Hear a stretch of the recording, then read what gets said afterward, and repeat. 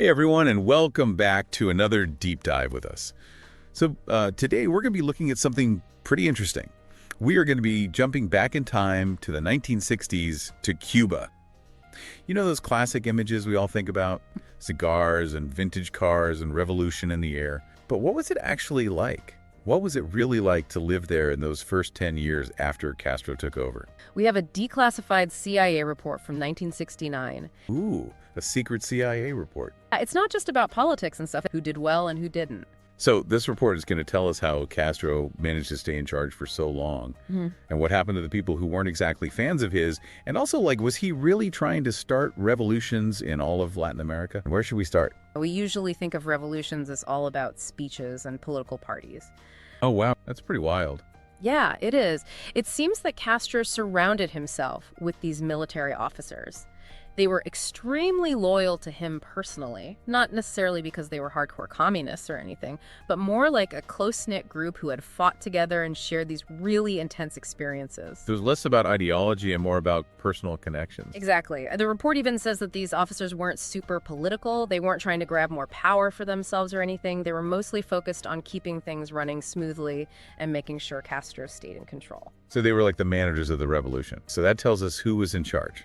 What about the everyday Cubans? Did they all buy into this revolution thing? Well, it seems like it was a mixed bag. By 1969, 10 years into the revolution, that initial excitement had kind of faded, and people were starting to deal with the reality of life under Castro. Exactly. So this report gives us like a snapshot of Cuban society in the late 60s. Who were the winners and losers after a decade of Castro's rule? Right, and the biggest difference was between the people who actually benefited from the revolution and the people who felt like they'd lost out. On one hand, you had the rural poor. For the first time, they had access to things like land and healthcare and education. So it's not surprising that they were some of Castro's biggest supporters. Yeah, that makes sense. Their lives were actually better because of the revolution. But what about the people who weren't so happy? Well, the middle and upper classes definitely felt the squeeze. Their businesses were nationalized, which basically means the government took them over, and a lot of their property was confiscated. So they lost a lot. Yeah, they did. Many of them ended up fleeing the country, which is something we call a brain drain. I bet. You know, the report also mentions that Castro shut down a lot of fun stuff, like he banned gambling and closed all the nightclubs. Oh, yeah. I guess he saw those activities as like remnants of the old capitalist ways. They didn't really fit with his vision of a socialist society. I wonder what people thought about that. For sure. And casinos were replaced with sugarcane fields. Speaking of sugarcane, let's talk about the economy. It sounds like Castro had some pretty big plans, but things didn't exactly go smoothly. Private businesses were nationalized, land was redistributed, and Castro basically decided to bet everything on sugar production. But it sounds like it didn't really work out. Well, at first it seemed like things were improving. But then things took a turn. Like a sugar crash? Yeah, you could say that. Castro had this vision of making Cuba a sugar superpower. He poured a ton of resources into it, but it backfired. Focusing so much on sugar meant that other parts of the economy suffered. And then you had droughts and hurricanes messing with the harvest. Oh, so even Mother Nature was against him. It seems like it. You know, there's this part in the report that mentions these disastrous pigeon pea plantings. Pigeon pea? Yeah, apparently Castro decided that pigeon peas were going to be Cuba's next big thing, and he ordered everyone to start planting them. But pigeon peas don't really grow well in Cuba, do they? Not really. The climate and soil weren't suitable. So heaven. Well, the crops failed, resources were wasted. And I'm sure people had a good laugh at Castro's expense. Okay, so let's imagine for a second. You're a Cuban citizen during this time. You've seen the revolution. You experienced those initial hopes. And now you're dealing with shortages, rationing, standing in line for basic necessities. It wasn't easy. Yeah, it sounds pretty tough. It was definitely a far cry from the utopia that Castro had promised. But he still managed to stay in power. The report even says he was still popular. He was, especially among certain groups. Really? Who was still on Team Castro at this point? Well, we already talked about the rural poor, but there's another key group, the youth. The youth? Yeah, Castro knew that young people were the future of his revolution. Makes sense. And he went all out to win their support.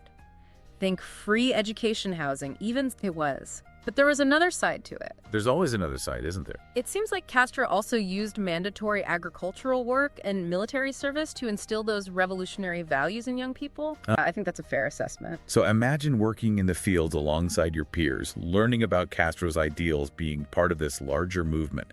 It must have been pretty powerful. But I wonder how these young people viewed Castro compared to their parents. Yeah, that's a good question. The report suggests that there was a generational divide. The older generation, especially those who had lost status or property, might have felt more resentment or skepticism. They remembered a different Cuba before Castro. They had something to compare it to. Right, whereas the younger generation had grown up knowing nothing else. So Castro was trying to balance the hopes of one generation against the maybe disillusionment of another. Exactly. Sounds like a tricky situation. It was. Right. They were. What do you mean? Well, Castro relied heavily on Soviet support, but he also wanted to do things his own way. The report calls his brand of communism non-Marxist, his own interpretation of how things should be. That's a good way to put it. And it makes you wonder how this all played out on the world stage, especially with Castro's ambitions to spread his revolution to other countries. That's a whole other story. And we'll dive into that in the next part of our deep dive. So we've covered a lot of ground today. We've looked at the rise of the military, the winners and losers in Cuban society, the economic roller coaster, and those complicated ties with the Soviets. It's been a fascinating look at Castro's first decade in power. It has. And in our next segment, we'll explore his foreign policy adventures, those attempts to spark revolutions beyond Cuba's shores, and the challenges he faced on the international stage. It's going to be a wild ride. Stay tuned, folks. Welcome back, everyone. So before we get to those international adventures, let's talk a little bit more about the challenges Castro was facing back home during this first decade. This CIA report really tries to explain the reasons behind those challenges. It doesn't just list problems. Okay, so we talked about those problems with sugar production. But the report also mentioned some broader issues with how the whole Cuban economy was being managed. Right. It seems that Castro made some decisions that, well, didn't really pan out. Yeah, that means the government took control. So it wasn't enough to just be loyal to Castro. You also needed to know how to run a business. Right. And the report says that this lack of experience and expertise, well, it led to a lot of chaos. Chaos. Yeah, think about it. You've got bottlenecks, delays, production just drops. And didn't Castro also get rid of a lot of experienced professionals? He did. It was a big purge. He saw a lot of professionals like doctors, lawyers, engineers, managers. He saw them as like holdovers from the old capitalist system. So he didn't trust them? Not really. He removed them from their positions in all sorts of industry. And as you can imagine, that created a lot of problems. And that really hurt the economy. It did. This combination of mismanagement purges and that overemphasis on sugar. It all led to economic stagnation. So by the late 1960s, Cuba's economy was in trouble. Yeah, it was. So how did Castro explain all this to the people? Did he ever admit that he had made any mistakes? Well, he did what a lot of leaders do in these situations. He pointed the finger elsewhere. Who did he blame? The U.S. embargo. He argued that Cuba's economic problems were all because of the embargo, because of American imperialism. But the embargo did have a real impact on Cuba, didn't it? It definitely did. It limited Cuba's ability to trade with other countries, and that really hurt their economy. So it wasn't all Castro's fault? No, but the report suggests that he used the embargo as a scapegoat. To avoid taking responsibility? Yeah, it was a way to deflect criticism and control the narrative. To make it seem like everything was someone else's fault. Exactly. Right. You could say that. So I guess that's why so many Cubans fled the island. That was a big part of it. The report says that something like 500,000 to 700,000 Cubans left the country in those first 10 years. It is. And it wasn't just the rich people either. No, it was people from all walks of life. People who, for one reason or another, felt like they couldn't live under Castro's rule. So it's this really complex picture. On the one hand, the regime did some good things, especially for the rural poor and the youth. But it also came at a high cost. Right? What about economic freedom, political freedom, individual liberties? Those were definitely sacrificed. Yeah. So it's this tension between the positive things the regime did and the repression it relied on. Exactly. A really complicated legacy. It is. Well, we've explored those domestic challenges pretty thoroughly. Now let's turn our attention to the international scene. What does the report tell us about Castro's foreign policy? Well, it's pretty interesting. It seems like after those early attempts to support revolutions in other countries, Castro kind of shifted gears. What do you mean? Well, by the late 1960s, he seemed less interested in actively spreading revolution and more focused on solidifying Cuba's position within the communist world. A little less idealistic? Yeah, So he was playing the long game? It seems like it. He was building relationships with other communist leaders, especially in the Soviet Union and Eastern Europe. And he was also positioning Cuba as a leader in the non-aligned movement. The non-aligned movement. Yeah, it was basically a group of countries that wanted to stay independent of both the U.S. and the Soviet Union during the Cold War. So Castro was trying to walk a tightrope.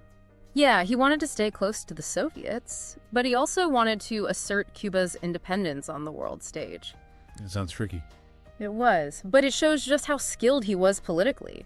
He managed to make Cuba a player on the international scene, even though it was a relatively small country. Especially when it came to the U.S. Right. Castro's close ties to the Soviets made him a major target for the U.S. And then there was the Cuban Missile Crisis in '62. The world was on the brink of nuclear war because of Soviet missiles in Cuba. It must have been terrifying. Okay, so as we wrap up this part of our deep dive, what's the big takeaway? What's the overall picture of Castro's Cuba after his first 10 years in power? Well, it's a mixed bag. There were some real achievements, especially in areas like education and healthcare, but there was also a lot of repression. And the economy was struggling. It was. So it's a complicated story. Very complicated. And it reminds us that history is rarely black and white. There are always shades of gray. Exactly. Understanding those nuances, that's how we can really learn from the past. Well, in the final part of our deep dive, we'll talk about the lasting legacy of this period and what we can learn from it. Everyone, welcome back for the final part of our deep dive into Fidel Castro's Cuba. We've been using this incredible declassified CIA report as our guide, and we've covered so much ground already. From the rise of the military to the economic ups and downs to Soviet influence, and even those early attempts to spread the revolution beyond Cuba's shores. It's amazing how much we can learn from a single document like this. It gives us this incredible window into a really crucial moment in history. Definitely. So we've talked about the who, what, when, and where of Castro's first decade in power. But now I think it's time to tackle the big why. Why should any of this matter to us today? Isn't it? What's the relevance of all this for our lives today? One thing that really stood out to me in this report is the power of narratives, the stories that we tell ourselves and others. Castro was really good at this. He knew how to shape the way people viewed his revolution, both inside Cuba and around the world. Right. And that narrative really resonated with a lot of people, especially those who felt like they were being ignored or exploited by the old ways of doing things. Absolutely. And I think that's a really important lesson for us today, to be aware of how narratives are created and spread.